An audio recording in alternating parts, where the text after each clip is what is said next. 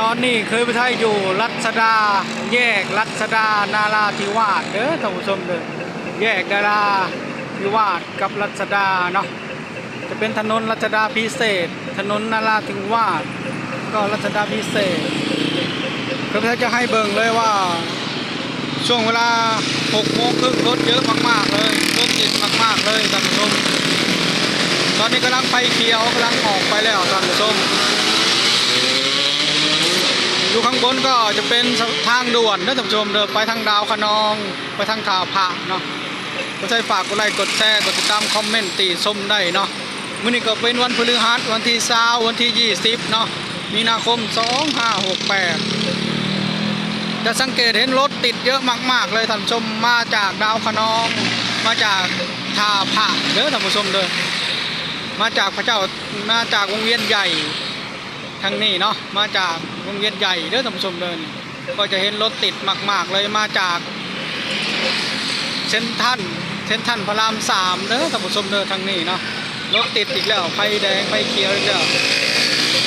ทางนี้ก็มาจากท่าประแดงเด้อท่านผู้ชมเดินนี่แยกตัวนี้ก็มาจากท่าประแดงมาจากพระราม3เนาะเขตนี้ก็เป็นเขตพระราม3เด้อท่านผู้ชมเดินมาจากท่าประแดงทางนี้เนาะมาจากวัดปริวาสเด้อท่านผู้ชมเดินทางนี้ก็รถติดมากๆเลยโอ้โหคือใช่ไหมอัปเดตไฟแดงจะแปลกๆหน่อยเด้อท่านผู้ชมเด้อเสียงไฟแดงก็จะดังปุ๊กปุ๊กปุ๊กปุ๊กปุ๊กทางท่าประแดงนี่ถนนนาราธิวาสมาจากท่าประแดงนี่รถบ่ติดปานใดเด้อท่านผู้ชมเด้อรถไม่ค่อยติดเท่าไหร่เนาะมาจากวัดปริวาสเนาะทางนี้แล้วทางนี้ก็มุ่งหน้าไปทางคลองเตยเด้อท่านผู้ชมเด้อมุ่งหน้าไปทางตลาดคลองเตยก็เป็นถนนรัชดาพิเศษเนาะทางนี้ก็จะเป็นถนนนาราธิวาสให้ท่านผู้ชมเดินถนนนาราธิวาสทางนี้มุ่งหน้าไปทางตลาดคลองเตยเด้อท่านผู้ชมเดินทางตลาดนางดินจีเนาะทางนั้นก็จะเป็นร้านอาหารเนาะแล้วก็มีตึกสร้างใหม่2 ตึกด้วยท่านผู้ชมคลองตรงนี้ก็จะเป็นคลองนนทรีเนาะคลองช่องนนทรีเด้อท่านผู้ชมช่องนนทรีเพื่อนไทยกาจะว่ายากๆหน่อยนะจะมีคลองอยู่ตรงกลางเนาะคลองช่องนนทรีเด้อท่านผู้ชมเด้อโอ้โห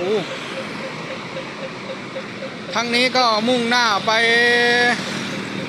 เยาวราชเด้อท่านผู้ชมเด้อไปทางเซ็นทรัลเวิลด์เยาวราชไปทางสกายวอล์กช่องนนทรีเนาะอันนี้ไปทางเยาวราชเด้อท่านผู้ชมเด้อไปทางวัดอรุณเนาะไม่ใช่ไปทางสวนลุมพินีเด้อท่านผู้ชมเด้อโอ้โหสุดยอดมากๆอันนี้ก็จะเป็นหอนาฬิกาเขาเรียกอีกอย่างเนาะท่านผู้ชมเนาะภาษาคนไทยอ่านภาษาไทยไม่ออกภาษาไทยอ่านภาษาอังกฤษไม่ออกเนาะลิ้นเหล้าหงจะเป็นโซนทางอาหารการกินเนาะท่านผู้ชมทางหอนาฬิกาเนี่ยจะเป็นไก่ KFC ด้วยเด้อท่านผู้ชมแยกนาราธิวาสรัชดาพิเศษนาราธิวาสก็คือถนนนาราธิวาสเด้อท่านผู้ชมเดินคือตอนนี้ก็ถนนนาราธิวาสกำลังวิ่งมาเลยท่านผู้ชมโอ้รถติดมากๆรถเยอะมากๆเลยท่านผู้ชมโอ้ไฟแดงข้างบนก็จะเป็นทางด่วนเนาะก็จะไปไกลมากแต่ก็ไม่ใช่บ่ฮู้จุดหมายทางไปเนาะโอ้โหอันนี้รถมาจากท่าประแดงเด้อท่านผู้ชมเด้อมาแต่วัดปริวาสเนาะถนนรัชดาพิเศษเด้อท่านผู้ชมเด้อโอ้โห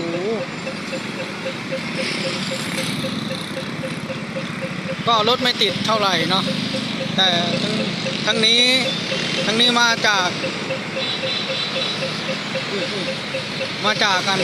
ดาวคะนองนี่รถติดมากๆมาจากเดอะมอลล์ท่าพระมาจากเซ็นทรัลพระราม3ด้วยท่านผู้ชมรถติดมากๆเลยเขาเริ่มเลี้ยวเบิ่งแล้วแต่เขาเจ้าเคยใช้มาเห็นยังเนาะมองนี่เนาะเคยใช้มาทำคอนเทนต์แยกไฟแดงเนาะเอาแปลกๆหน่อยเด้อท่านผู้ชมเด้อหลายคนแล้วบ่นเนาะได้ก็เอาแปลกๆหน่อยเด้อท่านผู้ชมเด้อซึ่งอันนี้จะเป็นทางผ่านเคยไปไทยเดินผ่านทุกวันเนาะโอ้ตรงนี้มุมสวยมากๆเลยเด่นมากๆเลยนี่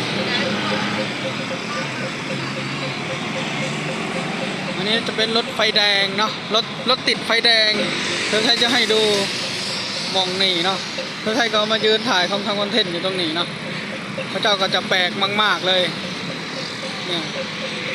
ถ้าใครหลงทางก็ดูคลิปเคยไทยได้เด้อท่านผู้ชมเด้อแยกนาราธิวาสก็อยู่ตรงนี้เนาะเขตพระราม3เด้อท่านผู้ชมเด้อใกล้ตลาดลุ่งเจริญเนาะโอ้โหฝั่งทางนู้นก็จะเป็นร้านอาหารติดกับคลองช่องนนทรีเด้อท่านผู้ชมเด้อตอนนี้ก็ไฟเขียวอีกแล้วท่านผู้ชมมุ่งหน้าไปคลองเตยเด้อท่านผู้ชมเด้อไปทางตลาดนางดินจีคลองเตยสวนลุมที่นี่ก็ไปได้ทั้งนี้เนาะ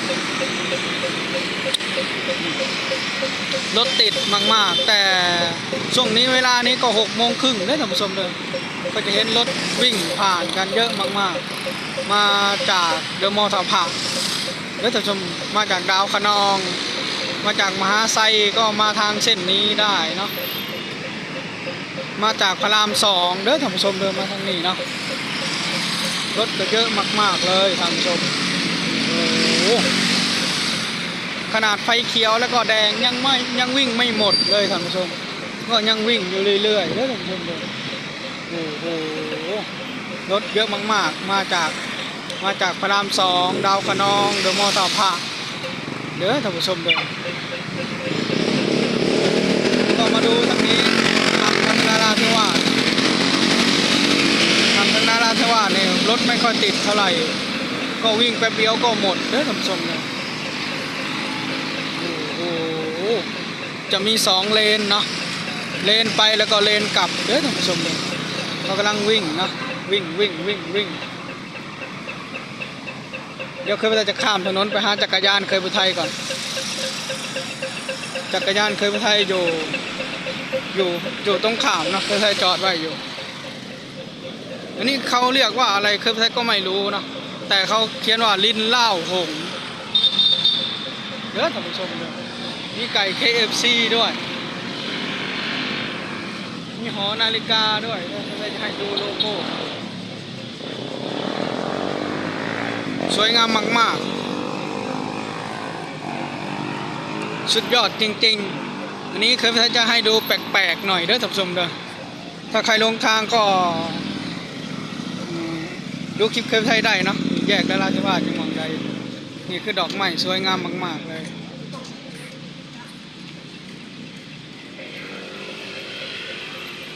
นี่ไงจักรยานเคยไปไทยได้ปั่นจักรยานไปทำงานกลับทุกวันเนาะแล้วท่านผู้ชมเด้อ